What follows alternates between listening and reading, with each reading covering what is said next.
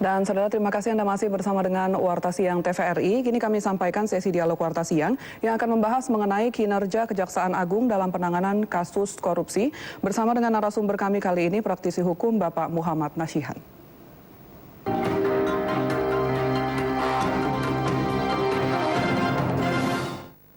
Ya, Pak Nasyihan, selamat siang Pak. Selamat siang. Terima kasih sudah hadir di Studio 9 TVRI pada siang hari terima ini. Kasih. Baik, Pak, mengenai kinerja Kejaksaan Agung dalam penanganan kasus korupsi.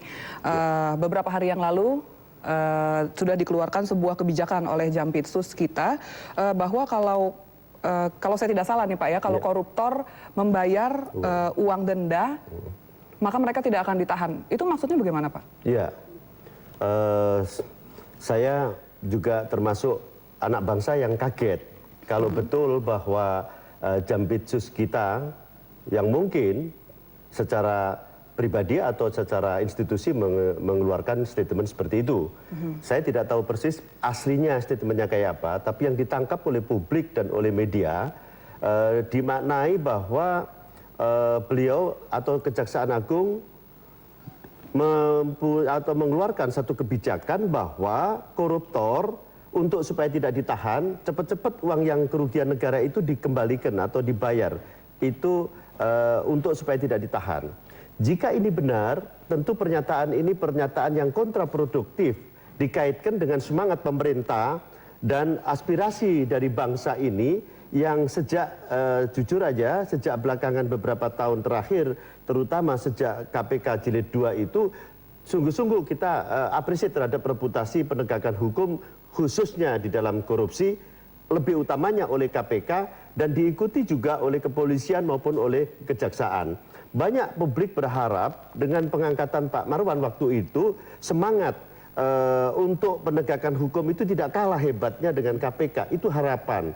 Dan ini sangat diyakini oleh publik karena memang pengangkatan beliau sendiri itu berkaitan atau bersamaan dengan mengiringi kejatuhan dari reputasi nama baik Kejaksaan Agung oleh oknum saat itu oleh Urip CS ini. Nah, ketika kita mendengar ini, terus terang saya termasuk orang yang amat sangat kaget. Oleh karena itu saya juga tidak terlalu serius menyikapinya. Barangkali itu hanya maksud Pak Marwan itu hanya untuk uji publik. Apakah betul publik bisa menerima kalau seperti itu? Maksudnya uji publik? Uji publik, wah ini kita nyatakan begini, reaksi publik ini gimana nih? Banyak yang kontra enggak? Oh, atau banyak yang meneriakin tidak setuju? Bagaimana nih? ICW bagaimana? Para LSM bagaimana? Para praktisi bagaimana? Bapak DPR bagaimana? sendiri bagaimana? Saya tidak setuju sama sekali. Kenapa? Korupsi, koruptor, kalau kita klasifikasi oleh subjeknya itu dibagi oleh 3. Satu, bagi kalangan yang sangat kelaparan, bagi kalangan yang kurang cukup, dan bagi kalangan yang rakus, artinya keserakahan. Bagi kalangan yang keserakah ini, yang serakah, itu adalah kelompok-kelompok di mana sebenarnya uangnya sudah nggak kehitung. Tapi karena serakahnya dia masih ingin korupsi juga. Oleh karena itu hasil korupsinya tentu bukan miliaran. Ratusan miliar, puluhan miliar, bahkan triliunan. Kalau itu yang terjadi, maka uang itu pasti dijadikan satu kegiatan money laundering atau kegiatan bisnis. Ketika korupsi nanti ketahuan, mudah-mudahan tidak ketahuan, kalau nggak ketahuan aman. Kalau ketahuan dia berpikir, saya akan kembalikan, toh saya nggak ditahan. Berarti dia ini perhitungan dagang. Sementara di kalangan yang kurang cukup, mungkin pegawai negeri atau pejabat negara, kelas tertentu, yang dengan iming-iming yang luar biasa untuk kaya bersama-sama dengan para pengusaha-pengusaha itu membuat kelas menengah ini adalah kelas yang kurang cukup. Nah, kalau kalangan yang kelaparan itu para pelaku negara di kabupaten-kabupaten, kepala-kepala dinas yang kreditan motor juga nggak bisa bayar, anak nggak bisa sekolah dan sebagainya, membuatlah proyek-proyek fiktif, SPJ fiktif, dia makan juga. Ketika ini terbongkar dan dia ditindak untuk kasus korupsi, tentu kalau kalangan ini tidak bisa mengembalikan. Kalau tidak bisa mengembalikan berarti ini akan ditahan. Nah, termasuk merambat kepada kelompok yang tadi kurang cukup tadi itu. Untuk mencukupi, kalau ini betul-betul kelompok kelaparan ini kelompok yang kurang cukup. Ketika kebongkar korupsinya, karena korupsi, hasil korupsi hanya untuk menutupi kecukupan kebutuhannya, maka sudah pasti ini juga nggak bisa mengembalikan, walaupun hanya korupsi 50 juta atau 25 juta. Akibatnya ini kan akan ditahan. Nah, kejaksaan rupanya menggunakan referensi atas dasar uji coba terhadap koruptor-koruptor kelas kakap tertentu yang jumlahnya ratusan miliar. Dia bilang itu bisa mengembalikan. Loh, yang tentu saja bisa. Korupsi tahun 2003 dengan uang yang begitu besar, dibuat dagang, dibuat bisnis. Sekarang bisa mengembalikan, nggak ditahan. Akibatnya diskriminasi. Hukum tidak seperti itu. Roh hukum itu tidak boleh menindas keadilan. Penegakan hukum kalau mengabaikan keadilan namanya kita debt collector. Jadi statement atau kebijakan yang baru dikeluarkan oleh Jampitsus kita ini sebenarnya tidak ini juga ya Pak ya. Saya himbau kalau itu ada tolong dicabut dan jangan diterapkan. Karena ini akan jujur saja akan menodai dari semangat pemerintahan sekarang. Iklan sudah terlanjur di mana-mana bahwa ini pemerintahan yang sangat-sangat komit terhadap penegakan hukum. Tapi ini baru pernyataan aja kan Pak ya, belum dijadikan sebuah peraturan. Loh, baru pernyataan saja sudah salah. Apalagi kalau dikeluarkan pernyataan. Karena jaksa itu bukan eksekutorial untuk soal vonis. Dia itu baru menuntut. Kalau orang bisa mengembalikan, itu hanya logis kalau dituntut dengan ada pertimbangan-pertimbangan yang meringankan. Tetapi yang judgment seperti itu mempunyai kewenangan adalah pengadilan. Soal itu nanti itu dikurangkan atau tidak. Karena kalau Jaksa Agung atau Kejaksaan Republik Indonesia dalam hal ini Jampitsus itu menggunakan referensi bahwa dengan pengembalian itu kan tidak mengurangi pidananya, tetap proses pidana berlanjut. Mohon maaf, itu sudah pernyataan yang tidak serius. Wilayah yang seperti itu adalah wilayah seperti Orde Baru yang dulu. Satu hal, berapapun reputasi kejaksaan untuk mengembalikan kerugian uang negara yang dikorupsi, pasti tidak membuat negara ini lebih kaya dan atau mengurangi kemiskinan yang ada. Masih banyak kan barang-barang bukti seperti illegal logging, itu nggak usah dibakar, kecuali narkoba, illegal fishing, jangan dibuang.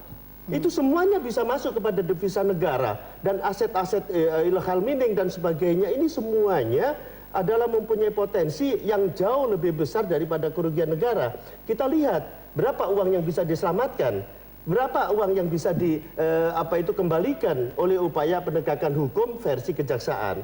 Oleh karena itu saya tidak bermaksud berbeda dengan kejaksaan, tapi mumpung belum terlanjur, barangkali itu hanya kita yakini sebagai uji publik yang tadi saya katakan. Saya yakin tidak serius. Karena penahanan bukan ditentukan oleh itu. Kalaupun ada, itu sifatnya parsial, tidak bisa diberlakukan secara keseluruhan.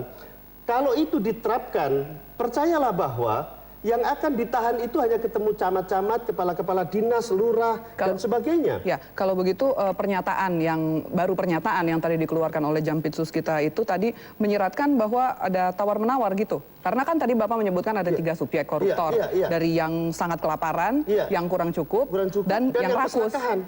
Nah, jadi itu terkesan seperti tawar-menawar atau terlihat seperti mau melindungi dari yang rakus dan serakah ini dibalik dari mengembalikan uang negara tadi. Saya khawatir kalau akan ada kalau itu diterapkan atau statement itu jangan-jangan ada sebuah konspirasi, ada latar belakang dan ada sesuatu yang sedang dikandung untuk akan diterapkan. Misalnya mempunyai target operasi atau target penindakan terhadap kelompok-kelompok tertentu sudah dibargainingkan dulu. Oke, nanti ke Anda nggak saya tahan. Itu kan ada pengacara-pengacara kondang. Memang ini rezekinya tapi pengacara Anda bayar kondang. Sekian gitu maksudnya. Tapi bayar sekian, kita kembalikan uang negara, jangan ditahan. Saya mau pulang dari Singapura, saya kembalikan. Kenapa? Itu bukan etiket baik. Kalau betul dikembalikan justru harus ditahan. Kenapa? Karena itu adalah bukti. Penahanan itu karena ada bukti permulaan yang cukup. Satu diantaranya dengan pengembalian uang yang tadi itu dikorup, dikembalikan kepada negara, itu bukti. Selama ini sudah menikmati. Kalau dikembalikan pasti hanya pokoknya. Sementara dia bisa mendirikan perusahaan raksasa-raksasa dan untungnya saja bisa dibuat mengembalikan yang tadi. Korupsi beda dengan pinjaman. Itu kan seolah-olah pinjaman. Ini sudah seperti pinjaman dan gitu jadi. Kejaksaan Agung atau aparat penegak hukum manapun sisinya bukanlah debt collector. Jadi ini tolong dimaknai bahwa ini sangat menodai dan mencederai. Saya sangat dekat dengan beliau, tetapi tolong ini dipahami bahwa masyarakat sangat tidak bisa menerima itu. Karena dampaknya seperti tadi yang saya katakan, percayalah, para konglomerat tidak akan ada yang ditahan. Dia mampu mengembalikan. Kenapa? Uang kita dipakai dagang, uang kita dipakai investasi, uang kita dipakai perputaran. Nah, sementara ketua KPU yang kabupaten merugikan uang negara cuma 18 juta, mengembalikannya bukan nggak mau, dia nggak mampu. Karena apa? Waktu korupsinya dia hanya menutupi kebutuhan untuk kreditan motor. Itu haram, itu tidak boleh. Tapi bangsa harus memaklumi kondisi Indonesia seperti ini. Disuruh kerja baik, perut lapar bagaimana? Anak sakit di rumah sakit nggak bisa nebus bagaimana? Mau tidak mau kondisi ini sudah sistemik yang tidak bisa kita benarkan. Tapi perlu dipertimbangkan untuk dimaafkan. Kalau itu yang terjadi kondisinya, kasus-kasus per kasus harus dikaji secara mendalam. Tidak boleh dilakukan kebijakan seperti itu bunyinya. Kalau seperti itu bunyinya, dampak terburuk adalah adanya diskriminasi. Dan ketika diskriminasi ini diberlakukan, maka itu menodai penegakan hukum. Karena apa? Karena tidak bisa menjamin tentang keadilan. Karena masyarakat menginginkan supaya suatu undang-undang atau sebuah peraturan tidak menguntungkan hanya beberapa pihak saja gitu ya Pak ya? Iya, jadi tidak itu pertimbangan sama sekali. Untuk penahanan kembali kepada pasal 20 dan 21 KUHP, kembali hanya itu. Dikhawatirkan. Nah, sekarang di alasan penahanan itu sendiri yang secara subjektif, objektif pasalnya 5 tahun lebih atau pasal-pasal tertentu, takut menghilangkan barang bukti, melarikan diri, mengulangi tindak pidana dan sebagainya. Saya katakan, selama ini prakteknya itu bunyi. Prakteknya tergantung tafsirnya. Orang ditahan bukan karena KUHP, karena alasan di KUHP, tetapi karena ingin ditahan, karena mau ditahan, karena ingin menahan. Jadi di Kejaksaan Agung, masuk Said Agil Al-Munawar mau melarikan diri, masuk Rohmin Dauri mau melarikan diri, masuk Aulia Pohan mau melarikan diri, masuk Gubernur Burhanuddin Abdullah mau melarikan diri, enggak. Masuk Suyitno Landung mau melarikan diri, kenapa ditahan? Kenapa? Alasan apa? Karena pelaku pejabat penyidik dalam hal ini ingin menahan. Nah, kalau sudah itu bargainingnya yang tadi itu, berarti kan, wah, ada kewenangan begitu saja nggak dipakai. Itu ini betul-betul masuk kepada green area.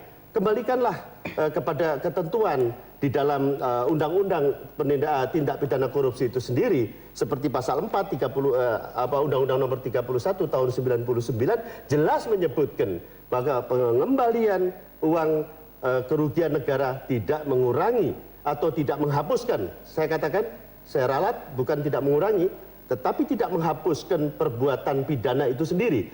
Kalau itu artinya bahwa jika orang ditahan karena berdasarkan bukti permulaan yang cukup, maka dengan pengembalian negara, pengembalian kerugian, dia belum disidang sudah ngaku. Lebih enak untuk ditahan.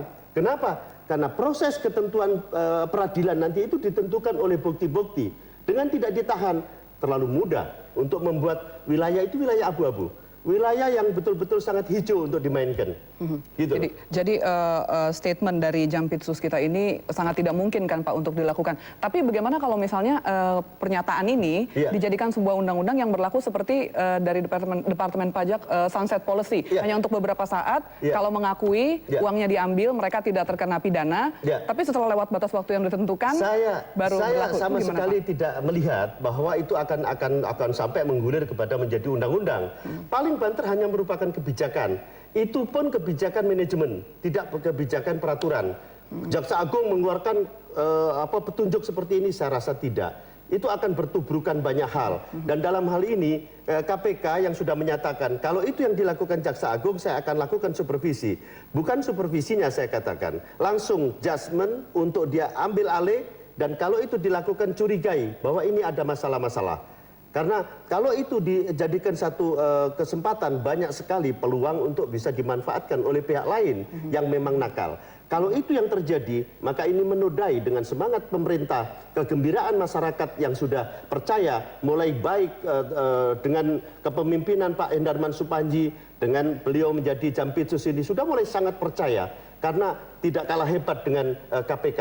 Dan oleh karenanya saya katakan kalau Pak siapa itu rektor apa yang dulu Pak Sasmita atau siapa itu Pak Sasmita itu Romli Sasmita, jika betul pengakuannya seperti itu dan para tersangka yang lain menyangkut Yusril, siapa Yusril? Kenapa nggak tersentuh? Di KPU, di Departemen Hukum dan HAM nggak kesentuh, di Seknek nggak kesentuh, kayak yang hebat aja.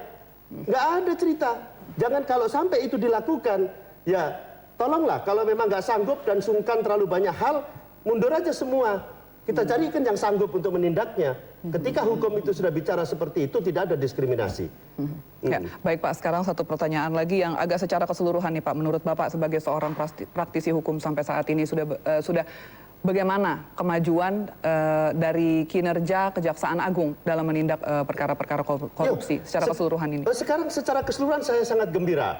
Saya sangat gembira. Oleh karena itu kegembiraan saya katakan, tolong DPR mulai pikirkan untuk amandemen di dalam pasal 53 atau pasal di mana kewenangan DPR, DPRD, wali kota, gubernur, bupati kalau korupsi nggak usah pakai izin presiden, itu amandemen.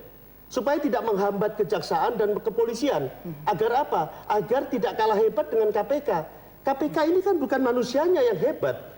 Ini adalah goodwill-nya dan undang-undangnya. Kalau polisi dan kejaksaan diberi undang-undang sehebat itu, udah pasti bisa. Yang sulit adalah tidak mungkin dilakukan kontrol dengan sebegitu luas gerakannya. Karena itu saya katakan, supaya Jaksa Agung ini lebih hebat, supaya kepolisian lebih hebat di dalam hal penindakan korupsi ini, tolong revisi dan amandemen untuk Undang-Undang 32 tahun 2004 tentang pemerintahan daerah itu dengan susduk DPR. Tidak ada kebal hukum buat DPR, buat bupati, buat wali kota, buat wakil gubernur, buat gubernur. Semua koruptor sikat, tidak usah pakai menunggu izin kepada presiden. Ya, baik kalau gitu Pak Muhammad Nasihan, terima kasih Pak sudah hadir dan berbagi bersama kami tentang kinerja Kejaksaan Agung saat ini. Sampai ketemu lagi Pak. Terima kasih, terima kasih.